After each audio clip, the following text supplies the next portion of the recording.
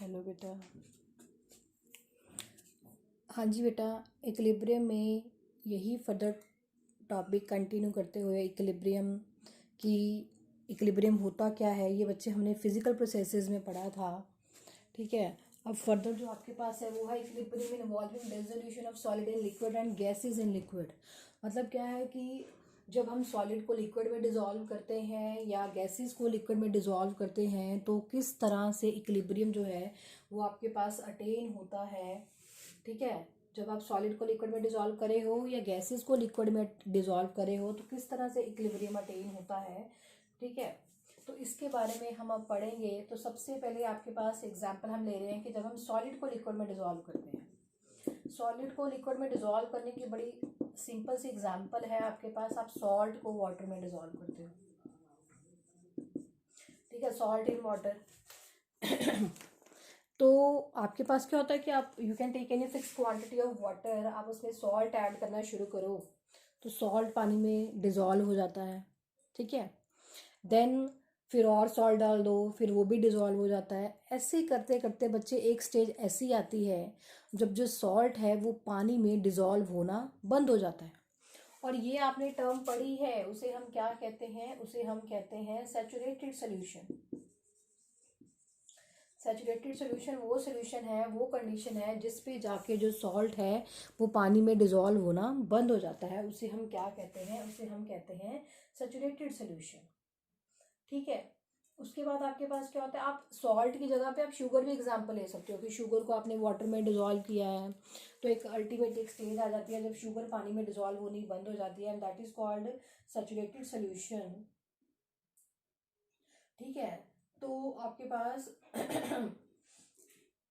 फिर हो क्या जाता है जब अल्टीमेटली जब आपके पास सैचुरेटेड सोल्यूशन आ जाता है तो बेसिकली आपके पास है क्या, आपके पास बच्चे इक्विलिब्रियम की कंडीशन आ जाती है जिसमें आपके पास क्या होता है कि जो सॉल्ट इन वाटर है उसका जो अमाउंट है वो सॉलिड सॉल्ट के कंसंट्रेशन के इक्वल हो जाता है।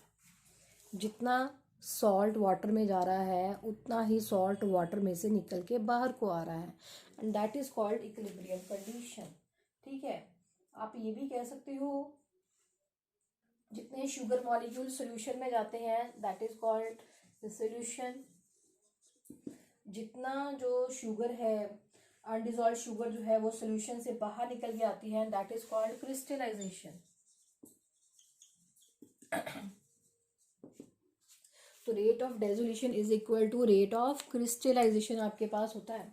ठीक है, सैचुरेटेड सॉल्यूशन में आपके पास होता क्या है कि जिस रेट पे सॉल्ट वाटर में डिजोल्व होता है उसी रेट से जो सॉल्ट है वो वाटर में से निकल के बाहर को आता है। तो आप ये कह सकते हो कि जितना रेट ऑफ डेजोल्यूशन होता है उतना ही आपके पास क्या है, रेट ऑफ क्रिस्टलाइजेशन होता है। ठीक है, तो ये आपके पास है सॉलिड एंड लिक्विड, चाहे सॉल्ट को वाटर में डिजोल्व कर लो चाहे शुगर को वाटर में डिजोल्व कर लो, तो अल्टीमेटली स्टार्टिंग में शुगर डिजोल्व होती रहती है बट अल्टीमेटली जब स्टेज आती है जब शुगर वाटर में डिजोल्व होना बंद हो जाती है, सॉल्ट वाटर में डिजोल्व होना बंद हो जाती है, तो वो आपके पास जब कंडीशन आती है that is called equilibrium.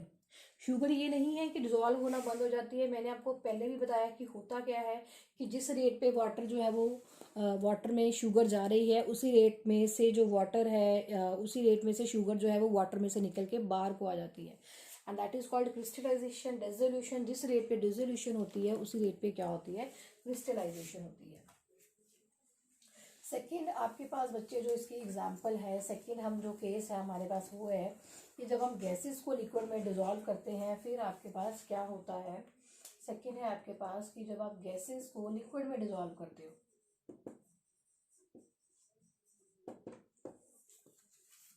Gases को जब हम लिक्विड में डिजोल्व करते हैं फिर बच्चे आपके पास क्या होता है, गैसेस को जब हम लिक्विड में डिजोल्व करते हैं।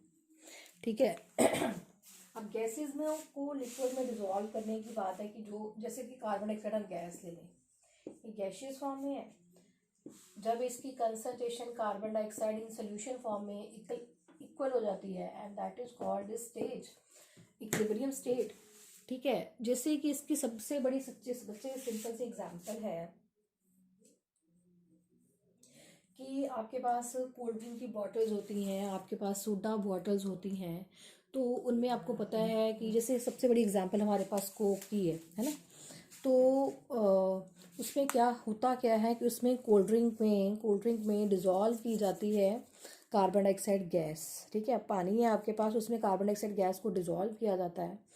ठीक है, तो that is it's example. Gas is a liquid, gas को लिक्विड में डिज़ोल्व किया, इसकी एग्जाम्पल है कोल्ड ड्रिंक की बॉटल में। कोल्ड ड्रिंक की बॉटल में आपके पास कार्बन डाइऑक्साइड गैस होती है। ठीक है, कार्बन डाइऑक्साइड गैस को वाटर लिक्विड में डिज़ोल्व किया जाता है, सोल्यूशन में डिज़ोल्व किया जाता है। ठीक है, तो जब आपके पास इक्विलिब्रियम की स्टेज वो होती है जिसमें कार्बन डाइऑक्साइड गैस की जो कंसंट्रेशन है ना, that is equal to the carbon dioxide in solution state, दोनों की जब कंसंट्रेशन इक्वल हो जाती है, ठीक है, that is called equilibrium state. और गैस की सॉल्युबिलिटी जो लिक्विड में डिज़ोल्व कितनी होगी गैसेस लिक्विड में कितनी डिज़ोल्व होंगी, वो डिपेंड करता है एक लॉ के ऊपर जिसे हम कहते हैं हेनरीज लॉ। हेनरीज लॉ कहता है कि आपके पास कि जो mass of the gas dissolve in any solvent is depend upon is directly proportional to the pressure of the gas above the solvent. ठीक है, ये क्या है आपके पास, ये होता है pressure of gas above the solvent. ठीक है, मास ऑफ गैस डिजॉल्व, कितनी गैस डिजॉल्व होगी। अब जैसे मैं कोल्ड ड्रिंक की बॉटल में ही हम बात करें तो कितनी गैस डिजॉल्व होगी, मास ऑफ द गैस कितना डिजॉल्व होगा, वो डिपेंड करेगा कि गैस का प्रेशर कितना है अबव द सॉल्वेंट। जितना ज़्यादा प्रेशर होगा गैस का उतना ज़्यादा ही गैस की सॉल्युबिलिटी होगी। और अब आपको ये चीज़ फिर पता होनी चाहिए कि जब भी कोल्ड ड्रिंक्स में जो कार्बन डाइऑक्साइड गैस है वो स्टोर की जाती है, वो हाई प्रेशर पे की जाती है। कोका कोला, सोडा बॉटल, उसमें जो गैस है वो डिज़ोल्व की जाती हैं, वो हाई प्रेशर पे उनको स्टोर किया जाता है। बट जब आप एकदम से कोल्ड ड्रिंक की बॉटल को ओपन कर देते हो ना, तो एकदम से उसके सरफेस के ऊपर प्रेशर कम हो जाता है।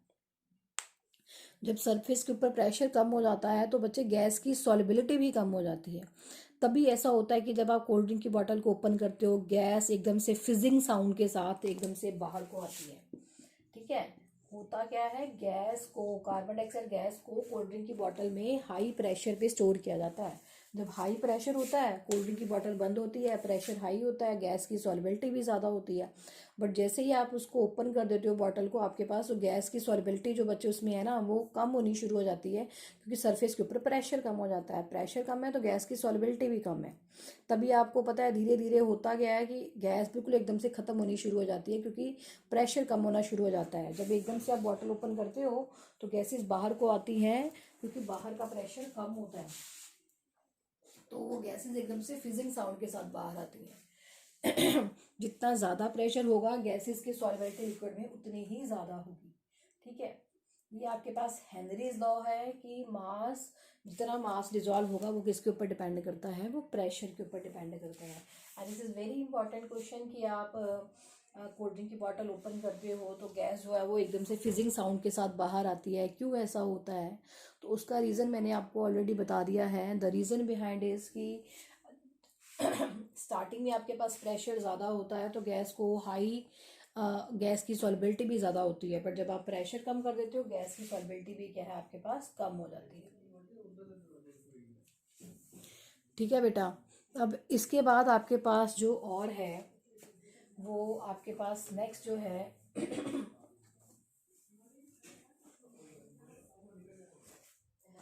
आपके पास जो नेक्स्ट है ना, वो है इसकी characteristics of physical equilibrium. Characteristics of physical equilibrium. ਉਹ ਜੈਕਟ ਪਈ ਪਿੱਛੇ ਦਰਵਾਜ਼ੇ ਦੇ ਇੱਥੇ। Characteristics of physical equilibrium. हाँ जी बेटा, इसमें कंडीशन में आपके पास क्या होता है, ठीक है।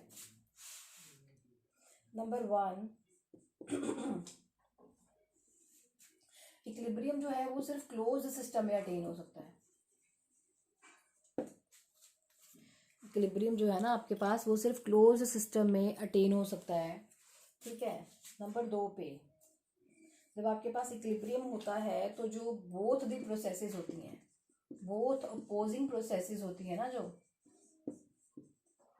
बोथ अपोजिंग प्रोसेसेस होती हैं वो सेम रेट पे होती हैं। ठीक है, इसका मतलब क्या है कि डायनामिक इक्विलिब्रियम होता है, इक्विलिब्रियम रुकता नहीं है, वो चलता रहता है। ठीक है, थर्ड जो आपके पास है, थर्ड जो है अगर हम कंसंट्रेशन में एक्सप्रेस करते हैं इक्विलिब्रियम को अटेन करने के लिए, तो जो कंसंट्रेशन होती है वो क्या हो जाती है, फिर कांस्टेंट हो जाती है कुछ टाइम के बाद। स्टार्टिंग में सिर्फ आपके पास रिएक्टेंट होते हैं, प्रोडक्ट नहीं होते हैं। ठीक है, तो अल्टीमेटली फिर आपके पास धीरे धीरे जब प्रोडक्ट बनना शुरू हो जाते हैं तो फिर कंसंट्रेशन जो रिएक्टेंट और प्रोडक्ट की है वो क्या हो जाती है, सेम हो जाती है आपके पास। ठीक है और जितना ज़्यादा इक्विलिब्रियम कांस्टेंट होता है, जितना ज़्यादा इक्विलिब्रियम कांस्टेंट आपके पास वैल्यू होती है इक्विलिब्रियम की, इक्विलिब्रियम कांस्टेंट की, ठीक है, जितनी ज़्यादा वैल्यू होती है वो ये बताता है कि रिएक्शन कितने हद तक प्रोसीड हुई है बिफोर अटेनिंग इक्विलिब्रियम, कितने % आपके पास रिएक्शन हो गई है।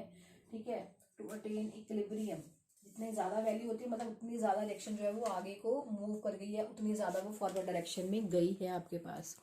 ठीक है, तो आपके पास करेक्टरिस्टिक्स में ये है जो आपने ध्यान रखना है कि फिजिकल इक्विलिब्रियम में एक तो ये है कि ये क्लोज्ड सिस्टम में ही होता है। नंबर 2 पे जो दोनों प्रोसेसेस हो रही होती है ना वो सेम रेट पे होती हैं, जिस रेट पे फॉरवर्ड डायरेक्शन होती है उसी रेट पे आपके पास क्या होती है, बैकवर्ड डायरेक्शन होती है। ठीक है, थर्ड है कि अगर आप कंसंट्रेशन टर्म में बात करना चाहते हो तो स्टार्टिंग में आपको पता है रेक्टेंट होते हैं, बट अल्टीमेटली रेक्टेंट जो है वो प्रोडक्ट में चेंज होना शुरू हो जाते हैं, तो जो कंसंट्रेशन है रेक्टेंट की वो प्रोडक्ट के इक्वल हो जाती है। फोर्थ है इक्विलिब्रियम कांस्टेंट की हाई वैल्यू अगर है आपके पास, इक्विलिब्रियम कांस्टेंट ज़्यादा है आपके पास, ठीक है, तो वो हमें ये बताता है कि किस एक्सटेंट तक रिएक्शन प्रोसीड हुई है। हाई वैल्यू इक्विलिब्रियम कांस्टेंट की ये प्रूव करती है कि आपके पास जो रिएक्शन है वो काफ़ी हद तक जो है वो फॉरवर्ड डायरेक्शन में मूव कर गई है। So this is all about the physical equilibrium